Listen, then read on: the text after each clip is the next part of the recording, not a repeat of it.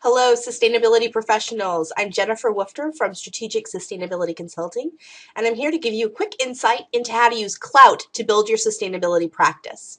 So Klout is a free application. You can get an account very easily by going to the website klout.com. Once you do so, you will be able to sign in either using Twitter or Facebook. So I already have an account, so I will sign in with Twitter. So once I do so, I'm able to see a whole dashboard of information. The first big thing that jumps out at me is my Klout number. This is a number that attempts to measure how influential I am across all of the social media networks and platforms that I have connected. So you can see that I'm a 46 today, and you can also see my score analysis over the last 30 days. So this is this chart across the time. You can see on any date what my given Klout score was. You can also see here up at the top that it has my Twitter bio, so President of Strategic Sustainability Consulting in Washington, D.C., owner of 2 misbehaving dogs that like to reduce, reuse, and recycle my shoes. In fact, you may be able to see them laying down here in the background. You can see that I've connected my Twitter account, my Facebook account, my Google Plus account, and also LinkedIn. You have other options like connecting your YouTube or your Instagram. So any of those you can click or connect just by clicking on the icon, and it will take you through a syncing process. What you can do here is look at your dashboard across the lower left-hand side of your screen. One of the really nice things about Klout is that it tells you how effective you are over the past 90 days. So you can never rest on your laurels. So here you can see your 90-day activity. So you can see for Twitter, the number of retweets, mentions, followers, and number of people following that you have. Facebook activity statistics are coming soon, and you can see that, at least for me, I'm not nearly as influential across Google Plus as I am over Twitter. In fact, over the last 90 days, I haven't had really any activity on Google+. So that gives me a tip right immediately that maybe I need to be spending a little more time on Google+. Klout also will tell you your true reach. So your true reach, and you can scroll over any of these links to understand more what that means, but it's the number of people you influence.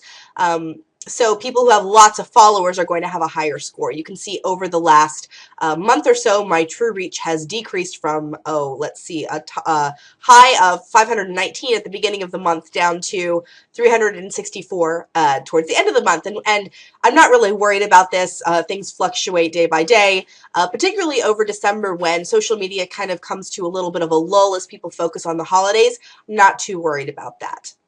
Amplification is how likely it is that you influence people. So, for example, how likely is it when I put something on Twitter that it is retweeted? Or how often when I post on Facebook do people comment or share what I have put on Facebook?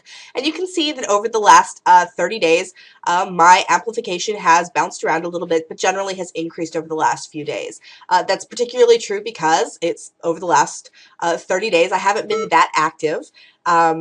It's the Christmas holidays, and but over the last couple of days I've posted more on Facebook, mainly because I have a cold and wanted people to share my pain.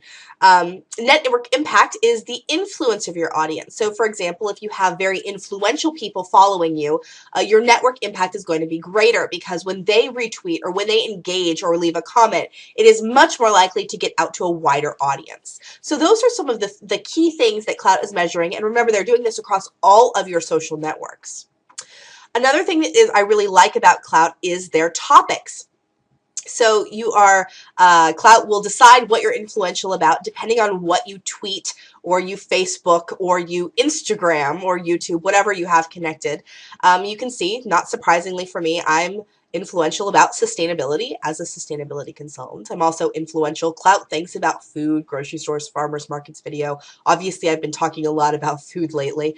For a while, I was influential about disasters, and I really thought, well, I don't really know anything about disasters, but I realized I had participated in a CSR Twitter chat about disasters and sustainability, and because a lot of people had retweeted that just in the course of an hour, Klout thought I was very influential about it. So because they're only looking at the last 90 days, you can really see what you're trending on. And this is also a good idea if you are thinking about what do you want to be influential about? What are the types of things that people are really looking to you for information and then sharing with their own networks?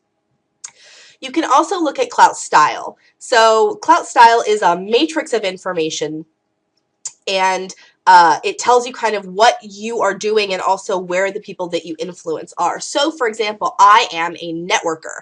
This is me right here, number 46. And a networker means that I am relatively focused, although not exclusively focused, and I'm also very consistent. So people who are in the lower left-hand quadrant tend to have lower Klout scores simply because they're not as consistent. They're not regularly out there on social media. And then people who are very, very focused, for example, number 54 here is Julie Erlob of Taiga Company. She is very focused, very much focused on sustainability, whereas I tend to have a wider reach or a broader set of topics that I talk about, including things like disasters. So you can see also that the people who are most influential, we're talking the Justin Biebers of the world, the Justin Timberlakes, the Barack Obamas, tend to be creating in broad. They tend to have the highest Klout scores, and they tend to be in the top right-hand quadrant. So what you can see is by scrolling over any of these quadrants is you can see kind of the Klout description. So if you're in the top right-hand corner, you're a celebrity, you're very influential, you tend to be creating news rather than making it. And when you're focused, as a specialist, you may not be a celebrity, but within your area of expertise, your opinion is really important. I tend to fluctuate between a networker and a specialist depending on how focused my posts have been and my tweets have been over the last 90 days. I kind of ride that line. But you can see is that there's not one necessarily better than the other. In fact, you can see that Walmart Canada is a 60, which is higher than Julie or I am.